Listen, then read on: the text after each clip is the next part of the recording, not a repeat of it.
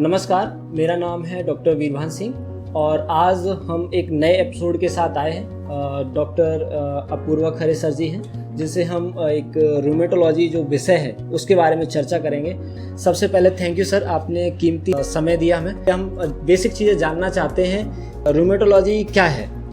क्योंकि रूमेटोलॉजी एक तरह की मेडिसिन की ब्रांच होती है, जैसे जनरल मेडिसिन हम जिसको बोलते हैं फिजिशियन, उसी की ब्रांच होती है। जैसे कार्डियोलॉजी अलग होता है, न्यूरोलॉजी अलग होता है, वैसे जोड़ों के डॉक्टर या गठिया से संबंधित डॉक्टर को रूमेटोलॉजिस्ट बोला जाता है। अब ये ब्रांच काफ़ी नई है, पिछले 20 साल में ही आई है, जिसमें जोड़ों का जो साइंस होता है, कितने प्रकार के होते हैं, कौन कौन से गठिया होते हैं, इस ब्रांच में हम स्टडी करते हैं। तो हम काफ़ी प्रगति कर चुके हैं, इसमें नए नए इलाज आ रहे हैं। तो इन सब जो जोड़ों के और गठिया बाय के डॉक्टर को ही रूमेटोलॉजिस्ट बोला जाता है। अच्छा। लोगों को नहीं पता होता है कि रूमेटोलॉजी में कौन कौन सी बीमारियां आती हैं, तो आप कोई ऐसा बता सकें जो कॉमन बीमारियां हैं जो रूमेटोलॉजी में आती हैं? रूमेटोलॉजी में जैसे मैंने बताया काफ़ी वास्ट, काफ़ी बड़ा विषय है। तो इसमें करीब 150 प्रकार के गठिया होते हैं। तो कुछ गठिया जो होते हैं जोड़ों से संबंधित होते हैं, जैसे रूमेटॉइड आर्थराइटिस, ऑस्टियोआर्थराइटिस हो गया।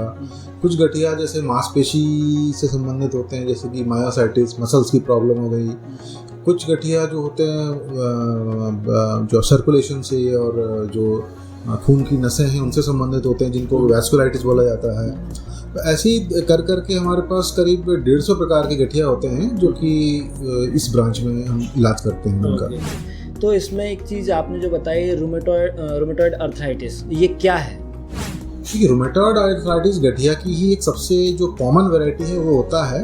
ये जनरली क्या जोड़ों को असर करती है। इसमें जो है जोड़ों की झिल्ली में सूजन आती है और इलाज ना करने पर जोड़ जो है टेढ़े भी हो सकते हैं। और अब इस गठिया का असर सिर्फ जोड़ों तक सीमित नहीं रह गया है। आगे जो हमने स्टडीज़ की हैं उसमें पता चला है कि अंदर के जो ऑर्गन्स होते हैं, जैसे कि लिवर हो गया, हार्ट हो गया, किडनी, इन पे भी इस तरह का गठिया का असर पड़ता है। तो जितना ज़्यादा अगर हम बीमारी को पुराना करेंगे उतना ही ज़्यादा कॉम्प्लिकेशंस की चांस बढ़ जाते हैं। अच्छा। इसके स्टार्टिंग लक्षण क्या है, शुरुआती लक्षण क्या होते हैं? आर्थराइटिस के लक्षण, शुरुआती लक्षण जैसे हड्डियों वाला मरा मरा बुखार रहना, वजन कम होना, भूख ना लगना, बाल ज़्यादा गिरना, कमज़ोरी महसूस होना, थकान महसूस होना, ये कुछ तरह के अर्ली सिम्टम्स होते हैं। फिर धीरे धीरे करके जोड़ों में अकड़न रहना। सुबह सुबह जब मरीज़ उठता है तो उसको अकड़न रहती है, जो कि करीब 1 घंटे तक रहती है। और मरीज़ बोलता है मैं गर्म पानी से नहाता हूँ तो मुझे अच्छा लगता है। तो ये कुछ गठिया के इनिशियल लक्षण होते हैं। अच्छा, ये सामान्य रूमेटॉइड आर्थराइटिस और सामान्य जो जोड़ों का दर्द है, इससे क्या अंतर होता है, क्या अंतर है इसमें?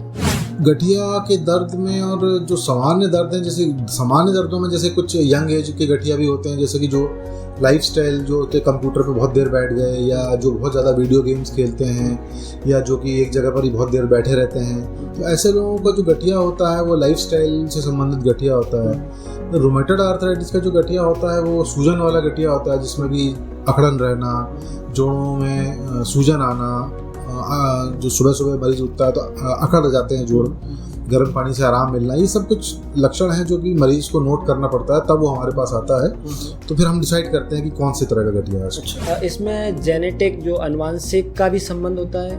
अनुवांशिक का संबंध होता है इसमें, लेकिन सारा कुछ ही अनुवांशिक नहीं होता है। मतलब जैसे 100 मरीज हैं तो उसमें करीब 10 से 15 मरीज जो होते हैं वो अनुवांशिक होते हैं। तो उसमें जो है कोई कॉज पता नहीं लगता है हमको, लेकिन फिर भी इलाज तो सब में सेम ही रहता है। इसके होने के कारण क्या है, फैक्टर्स क्या है रूमेटॉइड आर्थराइटिस? रूमेटॉइड आर्थराइटिस का भी एग्जैक्ट कॉज हमको नहीं पता चला। जैसे कि आपने पूछा कि अनुवांशिक, तो एक कारण अनुवांशिक भी है, प्लस कई थ्योरीज बताती हैं कि इन्फेक्शन से के कारण भी होता है जोड़ों में। फिर ये अपना कई जो दूसरी तरह की बीमारियां हैं, जैसे कि अपना मेटाबॉलिक सिंड्रोम, मोटापा और यूरिक एसिड वाला प्रॉब्लम, ये सब कुछ संबंध है जो कि गठिया से संबंधित होते हैं। इसमें जो चीज़ें अगर ट्रीटमेंट कराते हैं, ट्रीटमेंट पे ले जाते हैं पेशेंट को, तो क्या पॉसिबिलिटी है उसका, संभावित है कि ठीक हो सकता है? इलाज जो है, अगर आपको गठिया निकल गया, जांचें जो डॉक्टर आपके पास डॉक्टर के पास गए और उन्होंने जांचें कराई, उसमें आपको गठिया कंफर्म हो गया है, तो फिर इलाज आपका लंबा चलता है। तो अब लेकिन ये मरीज़ पर डिपेंड करता है। कई लोग क्या है इलाज जो जरा सा आराम हो तो इलाज छोड़ देते हैं, और जो कई हैं जो लग के इलाज करते हैं, जो लग के इलाज करते हैं उनका इलाज बंद हो जाता है, फिर भी 2 से ढाई साल तो इलाज चलना ही चलना है। और जो लग के नहीं करते हैं इलाज, उनका इलाज हो सकता है 10 से 15 साल से लेकर लाइफ लॉन्ग भी चले, तो डिपेंड करता है मरीज़ के ऊपर। इसके पैरामीटर्स क्या हैं, पता चले कि यह रूमेटॉइड अर्थराइटिस है?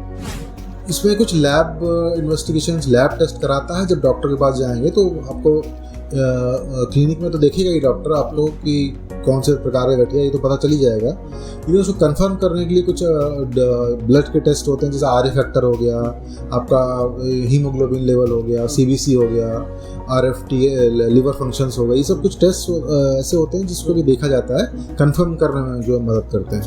अच्छा, ये ओल्ड एज में और वेट से इसका कोई संबंध है?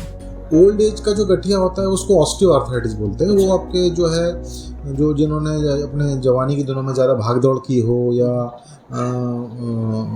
जो एथलेटिक वगैरह होते हैं, दौड़ते भागने का काम ज़्यादा करते हैं, जो कि बहुत मोटे होते हैं, उनको एक तरह का गठिया जो कि ऑस्टियोआर्थराइटिस बोलते हैं वो होता है, जो कि सूजन वाला गठिया नहीं होता है, वो बिना सूजन का गठिया होता है, जिसमें जोड़ मरीज़ कई बार बोलता है खट खट के जोड़ करते हैं और काम करता है तो दर्द बढ़ जाता है मरीज़ का।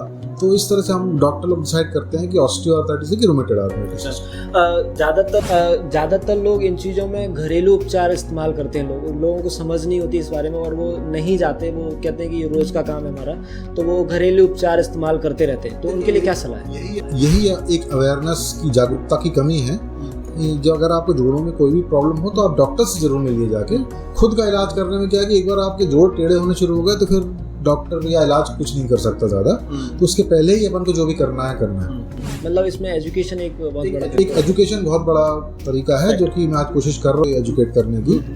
तो इसमें आपको पता होना चाहिए गठिया क्या है, उसके लक्षण क्या होते हैं, आपको डॉक्टर के पास कब जाना है, और कोई घर का इलाज बहुत ज़्यादा सक्सेसफुल नहीं है। इसको भविष्य में आप कैसे देखते हैं कि आगे आने वाले समय में ये रूमेटॉइड अर्थराइटिस है वो कितना आगे बढ़ेगा या कितना होगा पॉपुलेशन से? देखिए क्या होता है ना, आप जैसे जैसे जांचें बढ़ रही हैं, मरीज की इन्वेस्टिगेशन डॉक्टर के पास अब जागरूकता आ रही है, तो लोग जाते हैं डॉक्टर के पास, तो उसमें गठिया के नए नए केस निकल के सामने आते हैं। लेकिन फिर क्या है कि केस निकल के सामने आना ही बहुत बड़ी चीज़ नहीं होती, उसका आप इलाज किस ढंग से करते हैं, लग के करते हैं, अपने डॉक्टर की सलाह का पालन करते हैं, जो जो डॉक्टर ने बताई हैं दवाइयाँ, कसरतें, वो सब करते हैं कि नहीं, इस पर बहुत बड़ा डिपेंड करता है कि आप आगे आपका फ्यूचर क्या रहेगा बीमारी में।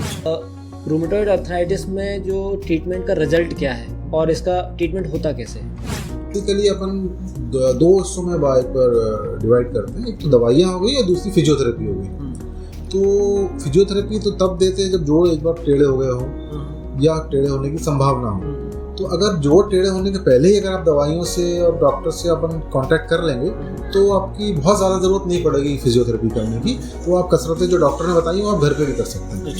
तो लेकिन दवाइयाँ खाना बहुत महत्वपूर्ण है, साथ में कसरत करें तो उसका असर जो है आपको 100% मिलेगा। ज़्यादातर लोग जो समझते हैं कि हड्डियों में, जोड़ों में दर्द होता है तो वो हड्डी वाले डॉक्टर के पास जाना चाहते हैं, या वो उन्हें यही पता है कि सिर्फ उन्हीं के पास जाया जाता है। तो आप इसको अंतर कैसे करेंगे? मैंने बताया कि जैसे हड्डी के डॉक्टर, जैसे ऑर्थोपेडिशियन हो गए, तो बहुत पुरानी ब्रांचेस हैं। तो रोमेटोलॉजी अभी पिछले 15, 20, 30 सालों से ही आई हुई है, तो इसमें के बारे में ज़्यादा लोगों को पता नहीं है।